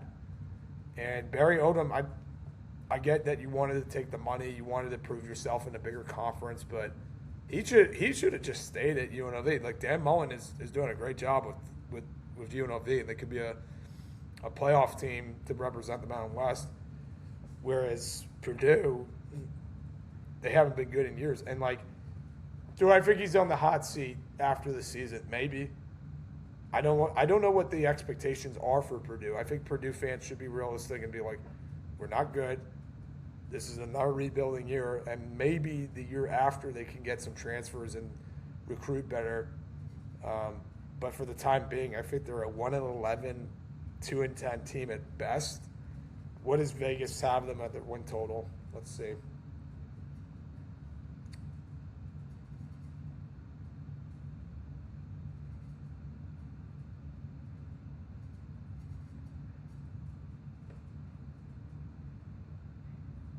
Three and a half wins. That's being generous. Pick the under. Their schedule is hard too. They play a lot of good teams, and it's not going to be easy for them. All right, last team, Michigan State. They're another team. They fired their head coach, so they got to start off brand new. Their head coach right now is Pat Fitzgerald, who used to coach at Northwestern, and then he got let go. There was a whole scandal, which he was found not guilty for. It was over hazing. So he was able to get back in the coaching game. I think Fitzgerald's a good coach, but they hired him late, and it just, they hired him in December. Like, that's, I don't know, man. Like, that's going to be really tough for him to rebuild the program. And they just have had a lot of issues since that scandal with, what was his name? It was Mel Tucker. He got involved with that misconduct. We'll just put it that way. So, yeah. And Mel Tucker was a good coach, but then he got involved with that crap, and that was it. That was it. They did something stupid and then lost his job. And deservingly so. You don't do that. Don't do misconduct. That's the whole point of being a coach. You got to be setting a character and setting a precedent, and he did do that. All right, let's go over the roster. Oh, no, not the roster. We'll go over the schedule. I'm not going to go over the roster because they're going to suck. All right. I had them going 2-10, but honestly, they could go a worse record. Let's see. Versus Toledo. Toledo is one of those sneaky good teams from the MAC. They've always had like a way of beating some teams that they shouldn't. You know what? Heck, I'm going to pick Toledo. Loss 0-1. Versus Eastern Michigan. I think they win that game 1-1. At Notre Dame, they'll get killed 1-2. Versus Nebraska, that's a loss 1-3. At Wisconsin, 1-4. Versus Illinois, 1-5. Versus Northwestern, I think they win that game because they're playing against Aiden Childs, and I think that he's not going to play good against his former school. So they're 2 we'll say, yeah, they have 2 wins so far. At UCLA, that's a loss. At Michigan, that's a loss. Versus Washington, that's a loss. Versus Oregon, that's a loss. And at Rutgers, I think I picked Rutgers to win that game. So, yeah, honestly, I think they'll beat Eastern Michigan, and they'll beat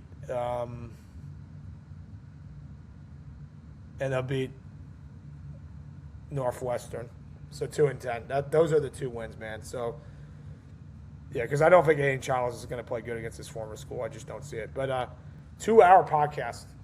I got all of the rest of the teams done. I didn't think that was going to be possible. Sorry for these tangents here and there. But, like, the moral of the story is USC, I don't think they're going to contend for a playoff spot. I think they'll fall short. I think Illinois is going to surprise some people. I don't think they're going to make a playoff spot either. So I got Bo Perbula mixed up with Brett Bilma. What was another thing I wanted to talk about? What was the other point I wanted to make? Oh, my mind's going blank here. Minnesota I like. I think Minnesota can win 9 games. I don't think that's far-fetched. Drake Lindsey is a great QB, and PJ Fleck's a great coach. I like Washington. I think Washington can surprise some people. I have Jeff Fish winning Coach of the Year in the Big Ten, and Devin Williams is one of the better QBs in the conference. And then you have all these crappy teams like Greg Schiano. Why is he still coaching? Loxley with Maryland. What are we doing? You know? So I love covering this game. We're going to cover the SEC tomorrow. We're going to start on the SEC. I think I'm going to do half of the teams tomorrow and the rest on Wednesday. And then Thursday, we're going to cover week 0, my picks for the week. And we're going to analyze those games and go from there. I'm going to talk about my Seminoles because they're going to be playing against New Mexico State. They should win that game. Apparently, Mike Norvell is not showing the depth chart. I guess he's doing as a mental game to get them prepared, and he wants to get in the head of New Mexico State. But it's like, dude, it's New Mexico State. Like, they don't. Even if you show the depth chart, it's not going to matter. You still should win that game. So, thank you guys. I appreciate everything, and like, comment, and subscribe. I hope you enjoyed this episode. We got another one coming up tomorrow. Peace.